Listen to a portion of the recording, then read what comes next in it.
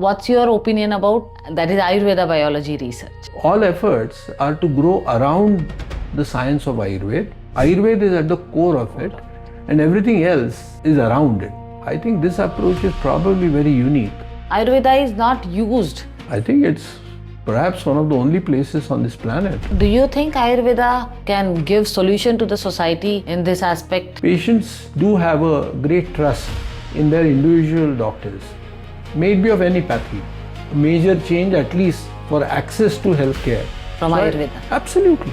That's Swasthasya Swasthya Rakshanam, primary role or focus of Ayurveda.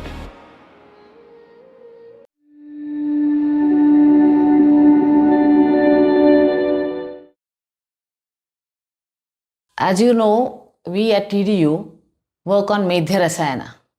Our journey started with learning from Vaidya, and after doing 5-6 years research, now we are back to Vaidya Pendse. We are trying to learn deeper concepts of Medhya Rasayana or Medhya from a Vaidya. So that's the occasion today, and that's what we will be discussing today. So thank you for coming in here and accepting our invitation. Pleasure. So we'll begin. The whole research of Ayurveda in Ayurveda at TDU is mainly for developing a attitude which will look at Ayurveda as a health practice, as a lifestyle. Ayurveda for healthy, meaningful life, and not just as a medicine. So I would definitely like to know what is your opinion about it. Well, absolutely. Two changes have taken place in society which will vouch for this increasing need, both in society as well as in scientists, to look into health-seeking behavior as well as health-promoting behaviors or channels in the Shastras. In the context of Southeast Asia, the science which comes foremost to people's mind as well as scientists happens to be the traditional sciences of India, one of the major contributors being Ayurveda. If you really look at the Shastric tradition of the text, you will find that the description of treatment, conceptually it starts in the first part of the primary text called Charak Samhita. But if you really look at the nuances of treatment, those don't start till you have completed at least 50% of the textual material of Charak. And he is very emphatic in saying that Swasthasya Swasthya Rakshanam is one of the primary role or focus of Ayurveda. Unfortunately, in today's world, health-seeking behavior was something which was neglected.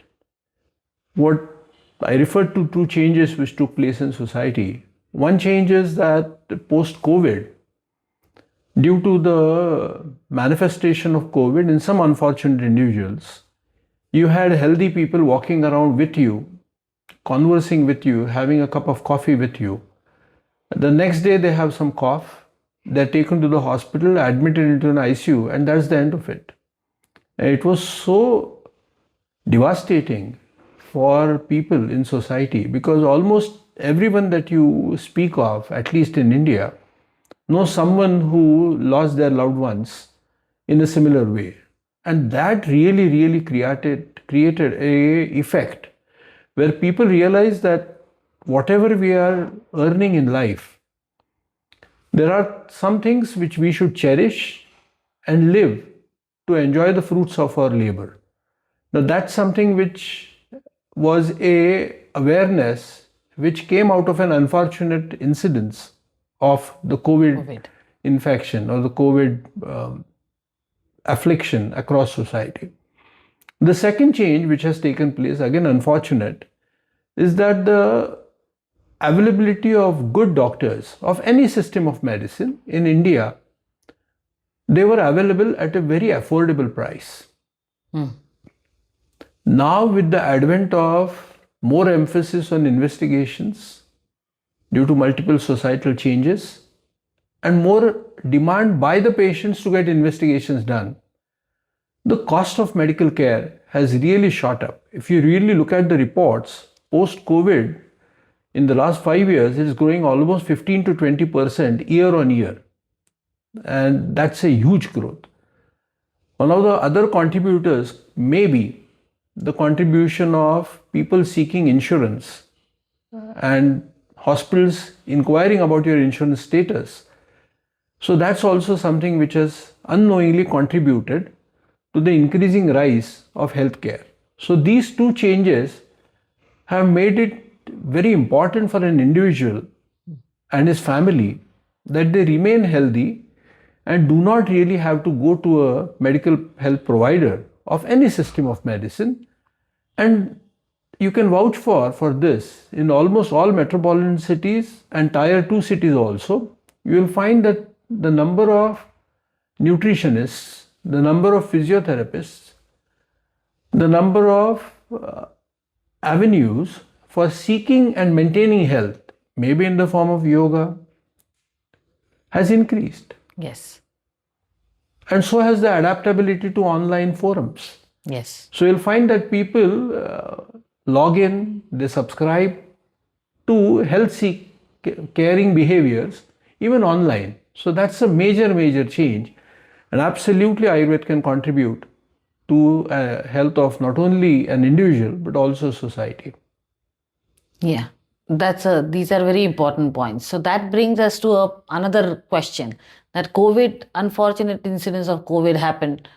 But one monster which is developing over past so many years now, after the modern medicine has come in, the vaccinations have come in, and which are good things, the modern medicine practices, what has happened, that lifespan has increased. And the health span has not increased as along with the lifespan. So that has brought in a lot of problem overall, globally, about aging population. Aging population is increasing. Aging population in all the countries is increasing, including India. And then age-related problems and degenerative problems have kicked in. The lifespan has increased, but awareness of people and even the medical system has not increased accordingly. We are not able to catch up with the kind of demands the aging population is putting forth. At the same time, I feel then it's time to look at non-infectious diseases, lifestyle-related diseases, and say how we can now take care of this. And first of all, do you see that as a major thing happening in India as well? And also, do you think Ayurveda has a lot to offer? Whether it has or not is what I would like you to. Yeah, certainly so. And it's a very valid point. And if you really look at the research of aging globally, there's a growing awareness because the number of people living longer is really increasing. Well, Ayurveda was perhaps one of the first sciences to put forth that in this era, the normal life expectancy would generally be 100 years. And people are gradually inching towards their 80s and 90s. And they really don't want just quantity of life. They're really looking at a meaningful contribution to society and their loved ones, and to have a better quality of life. Now, I can say without doubt that Ayurveda does and has always been contributing to the quality of life in multiple aspects. And you were very right in saying that most of them arise out of degenerative changes. The second group, as per modern biology, would be those arising from inflammatory processes left unanswered or unchecked. So those two are certainly contributors to declining quality of life, though the quantity is increasing. So do you think Ayurveda can give solution to the society in this aspect? Yes, and I would go back to the topic which I mentioned. For prevention, it's better that these health caretaking provisions or actions are taken even before the actual manifestation of aging starts. And according to Ayurveda, that is ideally before 30, latest before 40, that a person should start these health caring behaviors. It could be simple things like oil massage. It could be regularity of whatever you indulge in, food practices, your sleep, quality of sleep, onset of sleep. But that has to ideally start when you are in your youth. it's like buying an insurance policy where the premium is low when you buy it young enough, but as you grow older, you either will not get a big policy, life insurance policy, or you will be paying a greater premium.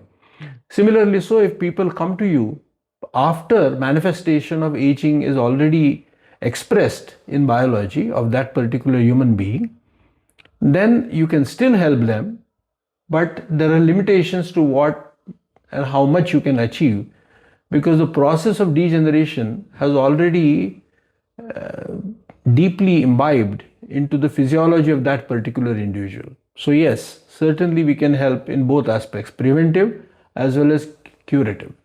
So that my next question to you is that, but currently, first of all, whether you agree with me that currently Ayurveda is not used for this purpose, though it has potential.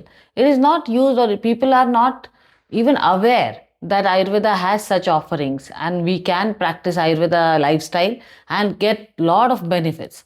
So what should we as a community who's working in Ayurveda, field of Ayurveda, should do, or any traditional Indian traditional medicine should do, so that we can now offer it to the society, not just because to get a thing that Ayurveda is so great and Ayurveda, that's not the motive. Motive is, of course, Ayurveda is very good, but how can people use it again? Maybe last century, a century ago or something, people were using many of those things, which because of this lifestyle, contemporary needs, the way we are now moving around and changing the places and so on and so forth, how can we package it and give it to the society so that they will feel that yes, I can assimilate it into my lifestyle and I can follow it also. It's not so difficult. So what do you think? In my mind, I think there are 4 levels at which such change can be brought about. First is the level of policy, where the focus right now for most state, local government bodies is on treatment. If part of that funding is shifted to preventive, then I think a major change, at least for access to healthcare, would improve. Second, if you really look at universities which have health as their mandate, the amount of outreach programs that university indulge in, I think TDU might be one of the outliers in this domain. But most universities who are into medical care, most institutions, the focus is still absolutely on curative. If we raise the awareness about health, I think that's a second change or second avenue where change can be brought about gradually in society. I think the foremost and the most important, because in India, at least till now, patients do have a great trust in their individual doctors, may it be of any pathy. And if the doctors were foremost in both exhibiting good health, the doctors should look healthy, walk healthy, and also promote health caring activities in their own life and in their family. And if they are able to also emphasize during the short conversation which they have with their patient that, okay, this is good that you are coming to me for treatment, but hey, after this is better, could you come around for a consultation? And I can suggest you ways to avoid episodes of repetition of these health conditions, as well as live a better, more fulfilling life. So if we just put in 3 to 4 minutes into that conversation at a different level of practice or individual level of practice, I think that will also bring about a change. Fourth is, you will see that because of the advent of YouTube as well as other social media outlets, especially the youngsters who are in India as a young population, people who are below 40, below 30 precisely, their access of information is online media. Yes. And you will find successful bloggers who have a huge fan following.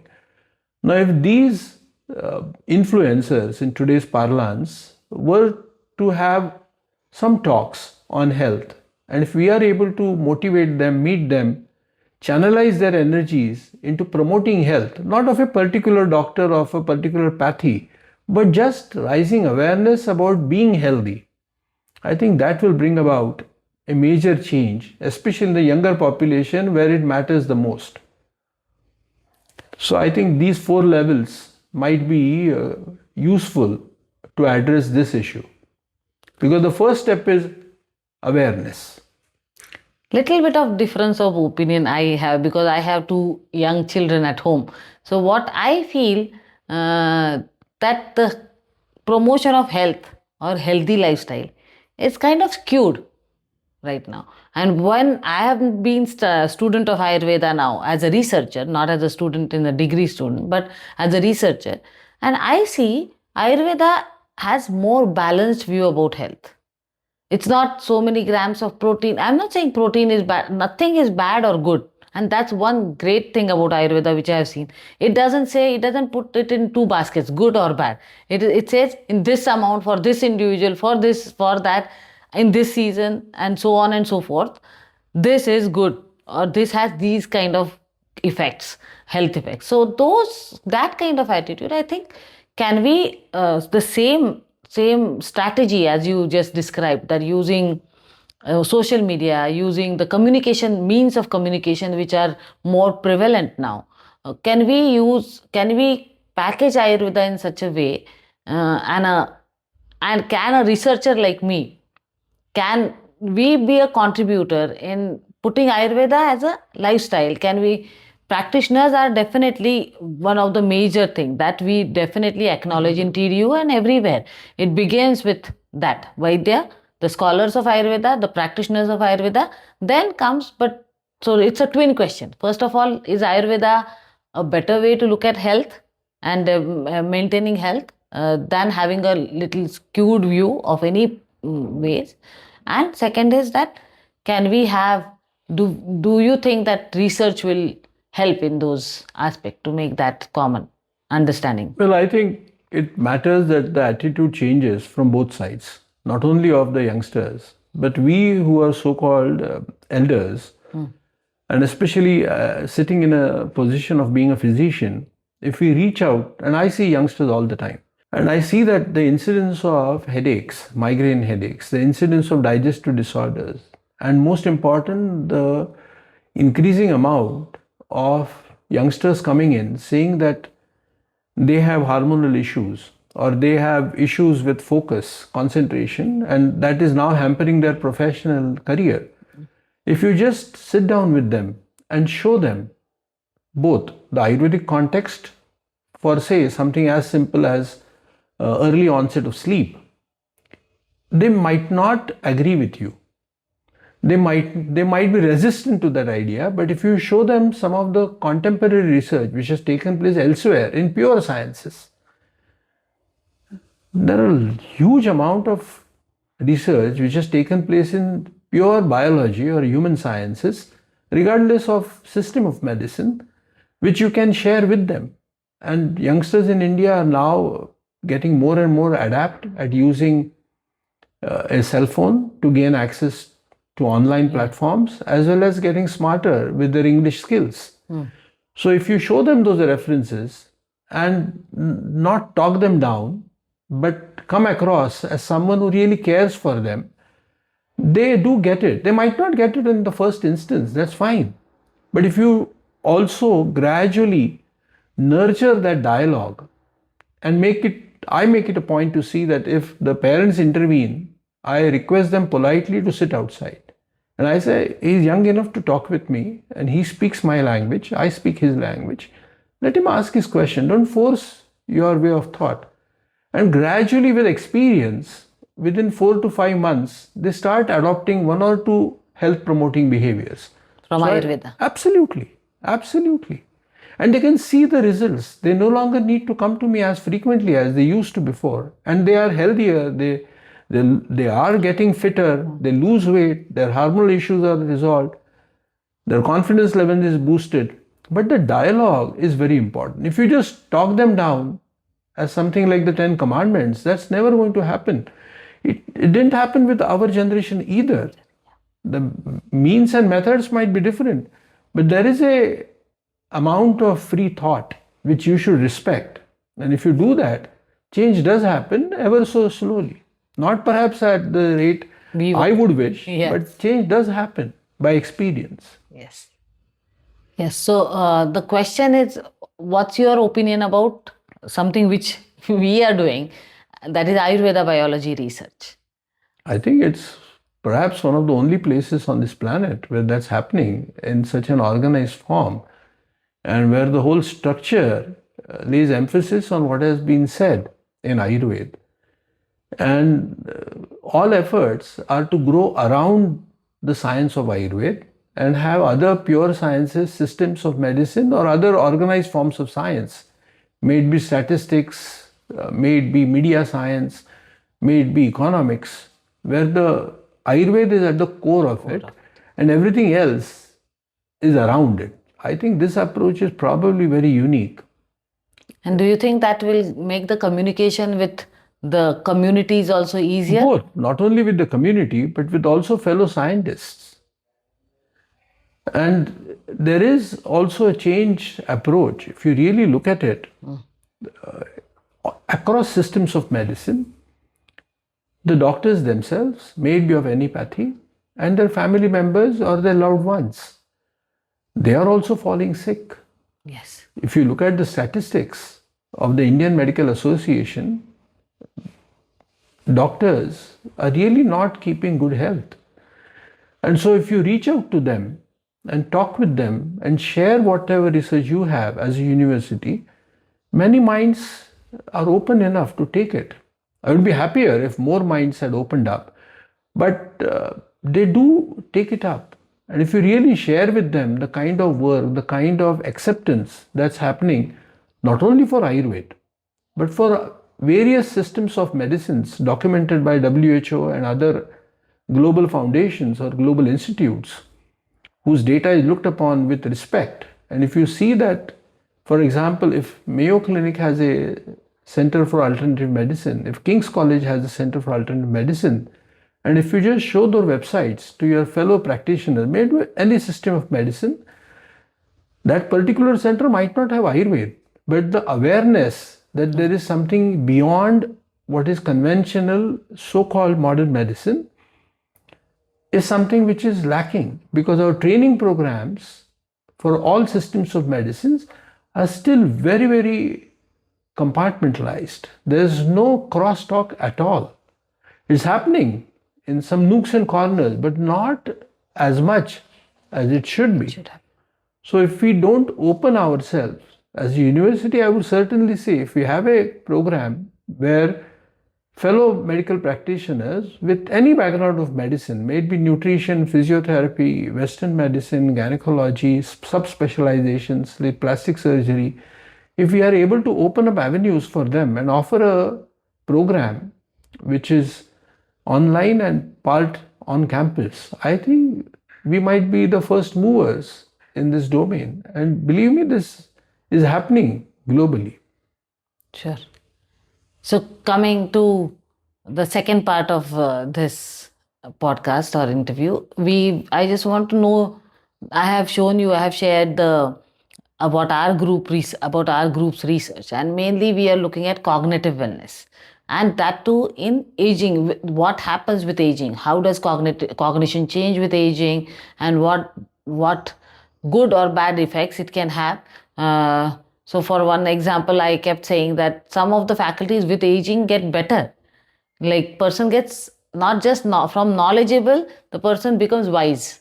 So those are the kind of changes which we see. But unfortunately, the changes at the biology level are not supporting the faculty which the person has already developed over the years of education, experience and all that. And now can we preserve it anyway? What is your, as a Ayurveda Vaidya, as a Vaidya, what do you think about these changes in cognition with aging, and how with help of Ayurveda or thought process of Ayurveda, how we can prevent it, make it better? Cognition can be made better, I feel. It's not that it has to be only maintained, it can be made better over time. Well, thanks for sharing that research in the PDF format. It was more accessible to me. Yes. And I have gone through it. I haven't read the original research papers which you have published, and congratulations to you and your team. But I have seen some of the snapshots of Yes. what you have achieved Yeah. over the last few years of research on cognition. What I can really say is that that is one domain where you have taken up one herb and Brahmi and tried to pursue how it affects cognition, and you've shown the positive results both in animal models as well as human beings. But I think that is just one aspect which you have touched upon. Now, there are other aspects which you are, of course, aware of. Contribution of good quality of sleep, contribution of other techniques of Ayurveda, like say Abhyanga, regular usage of Sneha, Snigdha, especially Ghruta in the diet, Nasya, and so on and so forth. So there are multiple aspects and avenues which are known in the science to help cognition beyond herbs. So herb and other compound combinations is one domain which is usually referred to in Ayurveda as Rasayana. And that is something which you have worked on and your team has worked on. But there are other aspects on which can also contribute to improving cognition, not only maintaining but also improving cognition.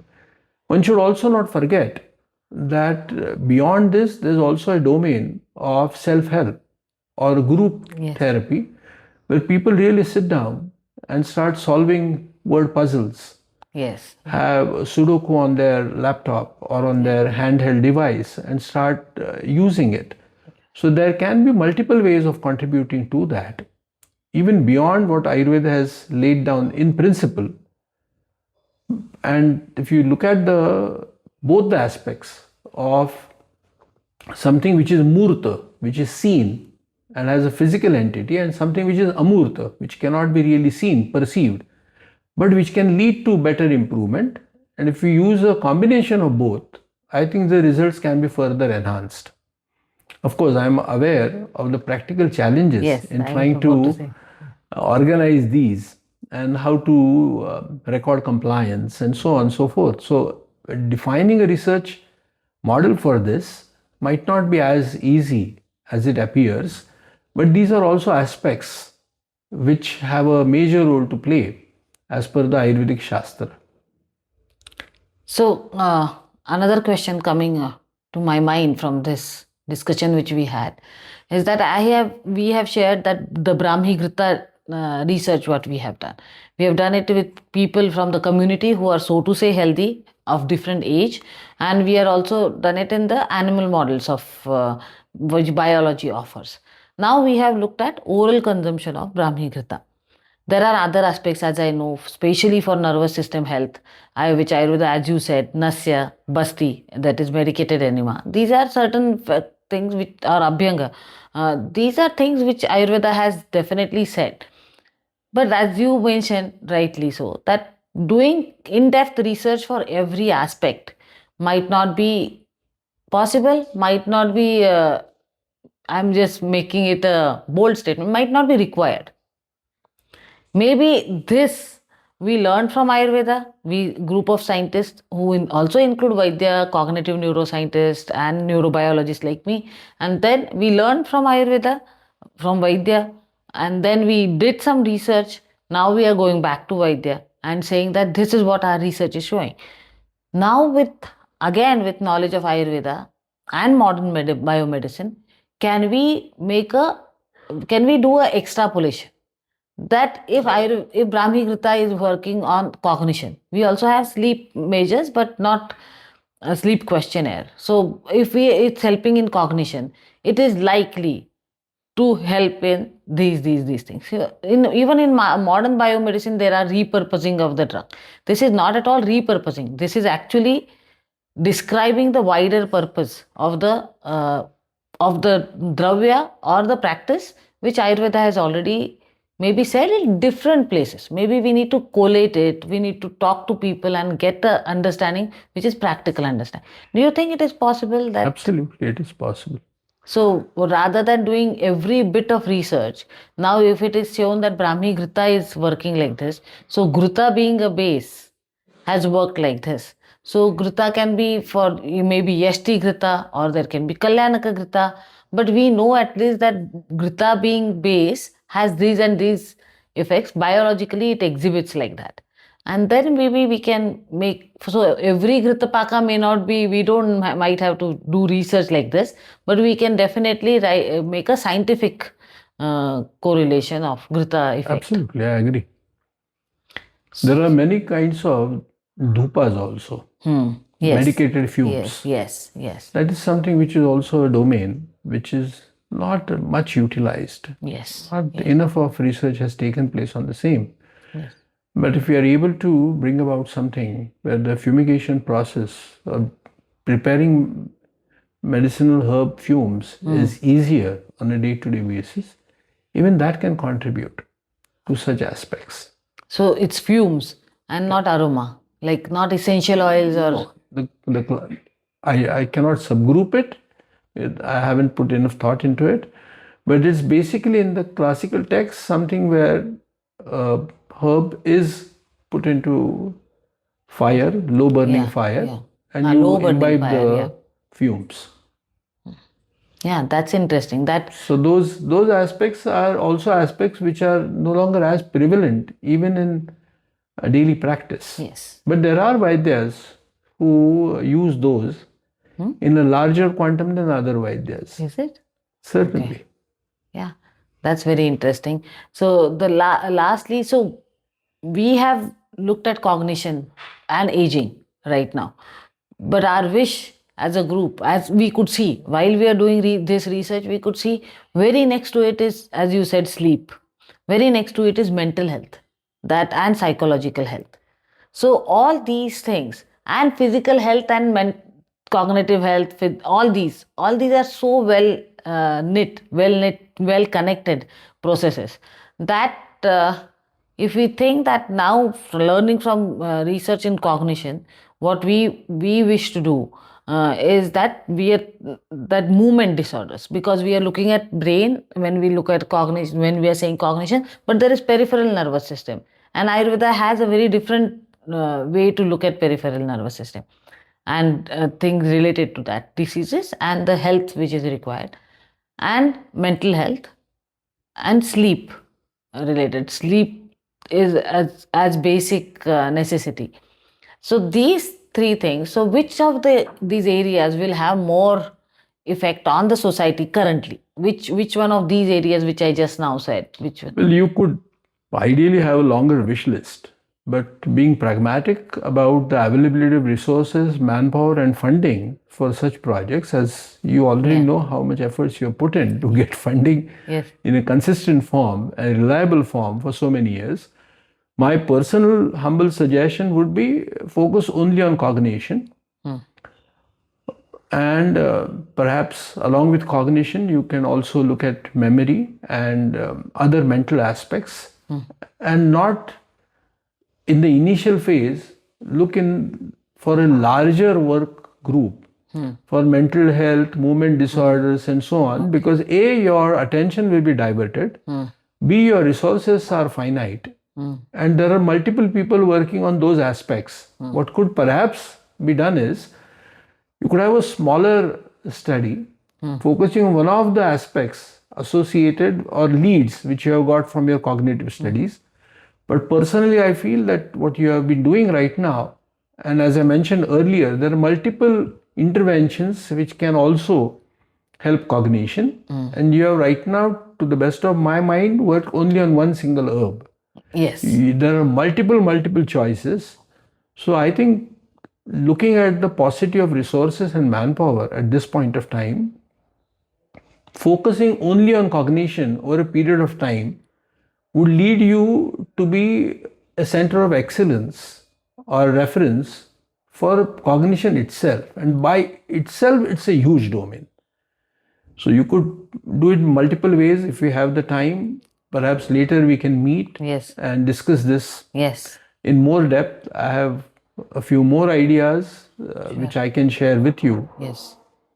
Because I go back to my first interaction with you, where I prepared a small presentation on how Ayurveda speaks about cognition. Yes. And I think we presented that at the Center for Cell Sciences at Indian Institute of Science, Yes, because one yes, of the researchers or collaborators at that point of time was very interested in that. So we could revisit that and look at those aspects. Of course, I'm also absolutely aware that you as an independent researcher would have your own priorities, but because you are nice enough to ask, it's my job to suggest We my want to learn. suggestions on this. You are free to walk your path. Sure. But I think just focusing on cognition Will be more fruitful in the long run as an institute and as an individual researcher, as well as your group yeah. would go longer than diverting the attention from cognition at this point of time. As I said, a small group might be useful to demonstrate proof of concept. Yes. So this, while we are looking at cognitive health and we do cognitive assessments and MRI and so many things, while we are looking at cognition as a faculty, so we while doing that, we also have sleep questionnaire, and so those connections are getting visible. But as I get from what you discussed, the depth has to be in-depth thing has to be can be cognition, and at the same time we see that this is a system which is functioning, and systems has we are looking at one aspect of it, but all the other aspects are also connected. I hope that if we continue doing this research in the way which we are doing, so do you have any other advice on how anything else has to be added in the research parameters which we are looking at? We are looking at cognition, we are looking at blood parameters, we are looking at MRI, we are looking at Prakriti, Vikruti, and means Nadi that time with. Well, one immediate thought which comes to mind is the concept of Saratva, which I don't think has been really looked into, at least in the material that you have shared. We haven't. But that's also something which is underutilized to my humble understanding of Ayurveda. And there can be multiple more things which I could suggest, but perhaps we could sit down for another dialogue over a few hours, and I'll be more than happy to share. In any case, I'm a part of the TDU family, so there's absolutely no hindrance in sharing, and because it's not something which comes to my mind, it is a service of the Shastra, which I am duty bound to complete. Over last 20-30 minutes, we have touched upon many things, and the information which we have got now, and which we have fortunately we have got enough resources to record it and share it with more larger group of researchers, group of doctors. So I'm sure this will be very, very useful, will be used not only for our current work, but also for our future works. And we will definitely offline will keep troubling you. But for now, I thank you and धन्यवाद मनापासून धन्यवाद. Thank you.